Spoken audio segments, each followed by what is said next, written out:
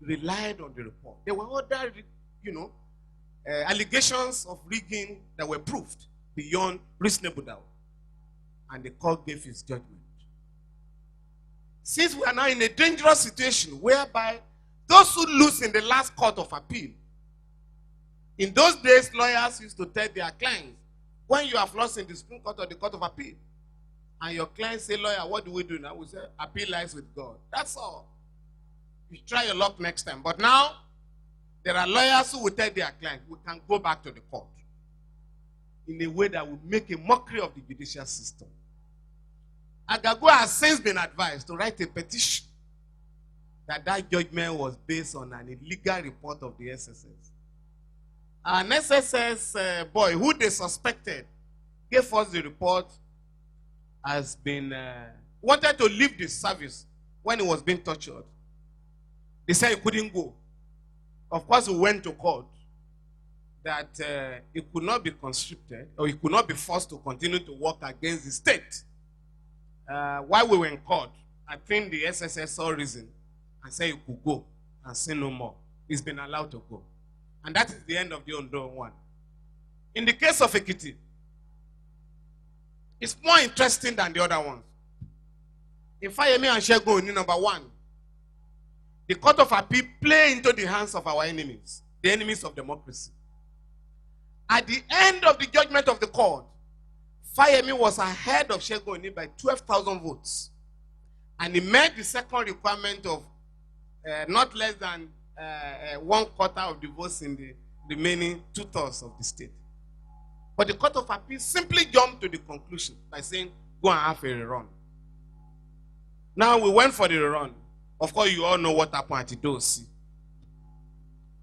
But, and please, I want you to know this. When those who manipulated the Dosi result discovered that there was no way we're not going to go to court, they knew Femi was going to court. And they knew they could not defend what happened. They decided to set fire on the INEC office. And it's in the judgment of both the tribunal and the Court of Appeal that 4 lorry loads of policemen, armed mobile policemen, were on hand when the burning was taking place. Nobody was arrested. Of course, you can guess those who did it. But they are the tribunal. 2 of Shegun's aides, PW43 and RR99, testified to the effect that all the election materials, including the results, had been moved, had been evacuated before the fire started. Therefore, the Court of Appeal came to the irresistible conclusion that the results were deliberately hidden. Hence, they were not produced in court. Therefore, the petitioner won his case. But that's not all. That's not all. In the case of Ekiti, and I'm saying this publicly, the governor, on quote, on one occasion, diverted the sum of 243 million naira to the account of his lawyer's university. We have the check for settlement of tribunal judges. A civil rights lawyer intercepted the check and demanded for immediate refund of the public fund. Embarrassed by the disclosure, the proprietor of the university, his senior advocate, undertook to make the refund. Even though no refund has taken place, the governor and his client have been shouting themselves hoarse over corruption in the judiciary.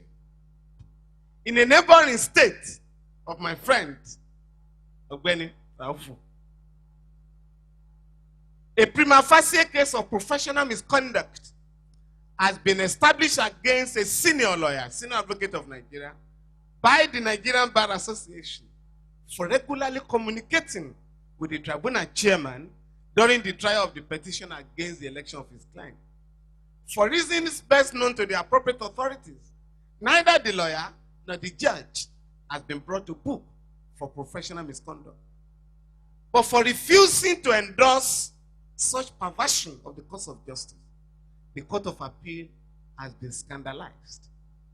Curiously, when the fellow leading this scurrilous attack against the judiciary was on trial for the murder of a former Attorney General of Nigeria.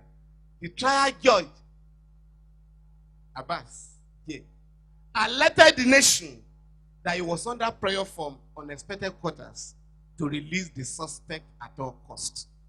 Now, these are the characters going around alleging misconduct on the part of judges without proving their case. Now, the point I'm making in all this is that we're in a very dangerous situation whereby all the submissions that my learned friends have made earlier, to build a new society, you need the rule of law in place. You need a judiciary that will be respected for all the investors who are coming to your country. But once they believe that the judiciary is gone, nobody is going to invest in a country where the rule of law is dead. Now, I also want to say that the private sector is not the best employer of labor. It's not correct, sir. In fact, my friend, Mark is 100 days, Ralph Aregbesola, by employing 20,000 people. I think what we need is encouragement for such governments.